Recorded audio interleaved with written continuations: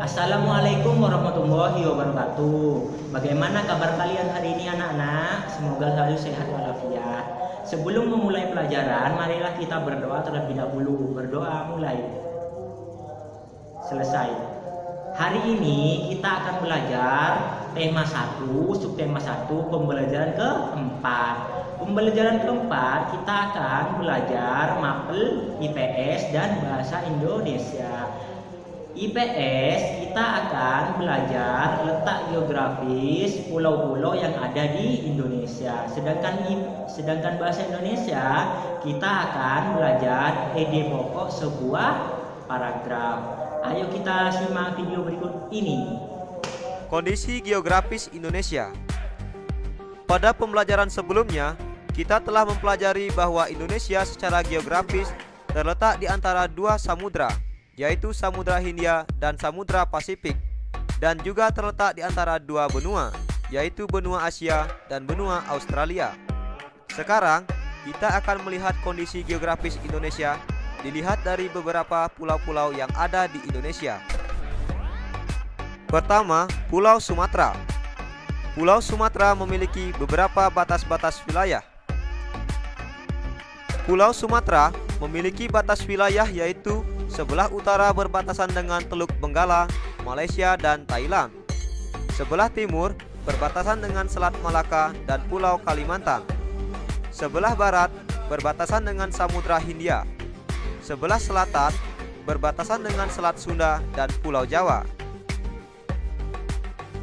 Adapun keadaan alam Pulau Sumatera meliputi Selat Malaka, Danau Toba, Sungai Musi, Gunung Kerinci, dan Gunung Leuser.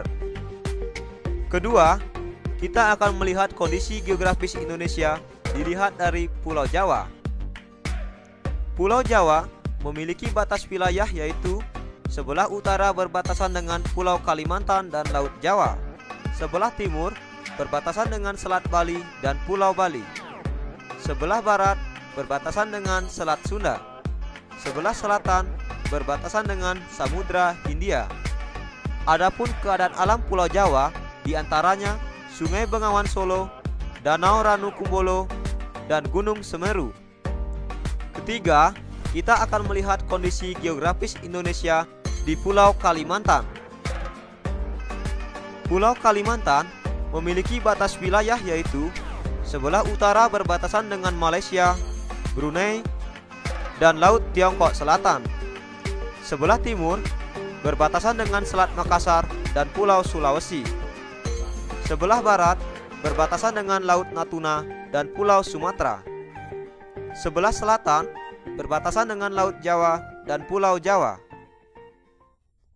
Adapun keadaan alam Pulau Kalimantan di antaranya Sungai Kapuas, Danau Bangkau, Gunung Raya, dan Gunung Kinabalu. Keempat, kita akan melihat kondisi geografis Indonesia di Pulau Sulawesi. Pulau Sulawesi memiliki batas wilayah yaitu sebelah utara berbatasan dengan Laut Sulawesi dan Filipina. Sebelah timur berbatasan dengan Laut Maluku dan Kepulauan Maluku. Sebelah barat berbatasan dengan Selat Makassar dan Pulau Kalimantan. Sebelah selatan berbatasan dengan Laut Flores dan Nusa Tenggara Timur. Adapun keadaan alam di Pulau Sulawesi di antaranya Sungai Poso, Danau Tempe, Gunung Klabat, dan Gunung Lokon. Kelima, kita akan melihat kondisi geografis Indonesia dilihat dari Pulau Bali dan Nusa Tenggara.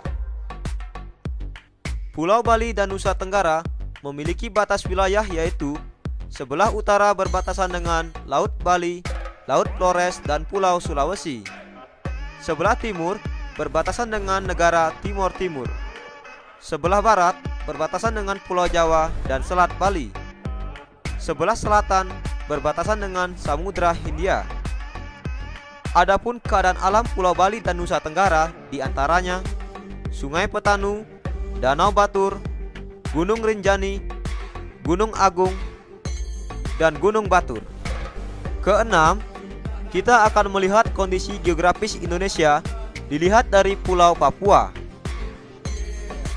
Papua memiliki batas wilayah yaitu Sebelah utara berbatasan dengan Samudra Pasifik.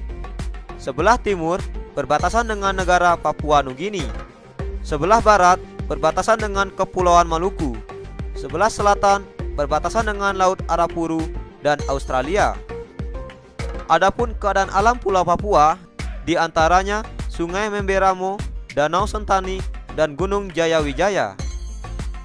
Nah, itulah tadi beberapa kondisi geografis Indonesia dilihat dari beberapa pulau yang ada di Indonesia. Dapat kita simpulkan bahwa secara geografis, Indonesia memiliki bentang alam berupa daratan dan lautan yang sangat luas. Sikap gotong royong sesuai nilai Pancasila. Kerjasama adalah suatu bentuk budaya bangsa Indonesia yang sering disebut dengan gotong royong. Salah satu contoh gotong royong misalnya piket di kelas. Saat piket di kelas, kita akan bergotong royong untuk membersihkan kelas. Kita akan membagi tugas. Ada yang bertugas menyapu, ada yang bertugas membersihkan papan tulis, dan ada yang bertugas mengatur bangku. Dengan gotong royong, masyarakat memiliki tujuan yang sama untuk mewujudkan kepentingan bersama tanpa memperdulikan perbedaan suku maupun golongan. Nah, gotong royong ini sesuai dengan pengamalan Pancasila sila ketiga, yaitu Sila Persatuan Indonesia, yang berlambangkan pohon beringin.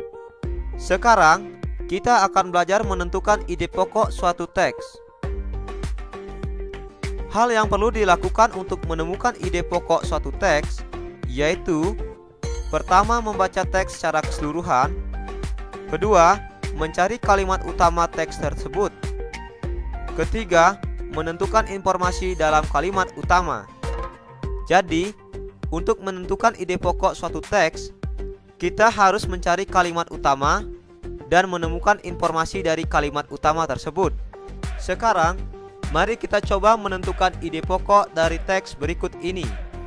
Teks gotong royong modal dasar pembangunan. Teks gotong royong modal dasar pembangunan terdiri atas 3 paragraf. Sekarang, kita akan coba menentukan ide pokok pada paragraf 1. Gotong royong merupakan modal dasar bagi terciptanya suasana kemasyarakatan yang harmonis.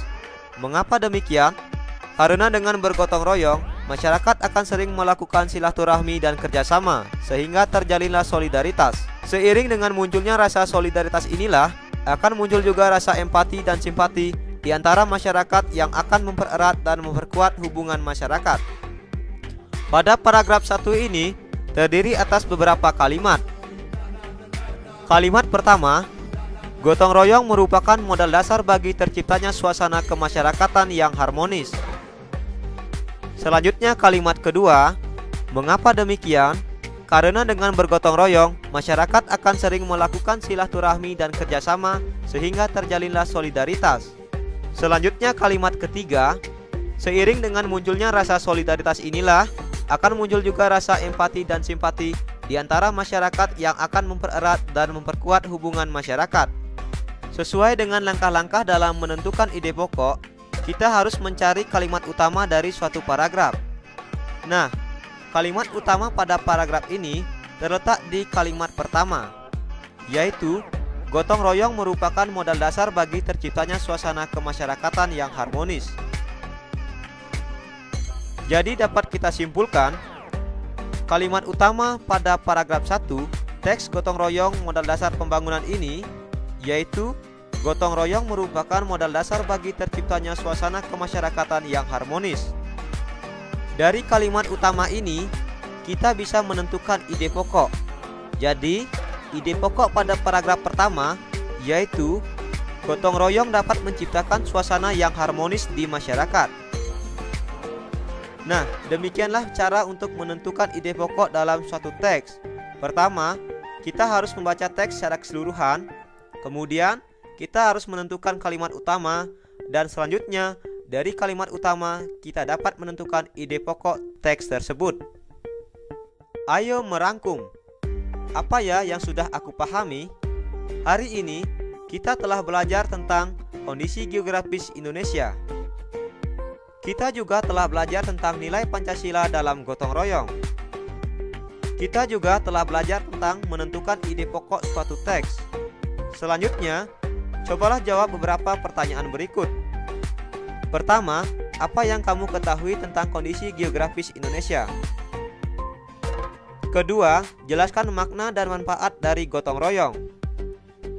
Ketiga, tentukan ide pokok paragraf 2 dari teks gotong royong modal dasar pembangunan.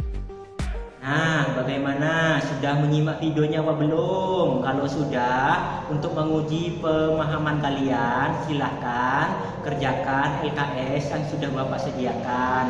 Sekian dari Bapak. Wassalamualaikum warahmatullahi wabarakatuh.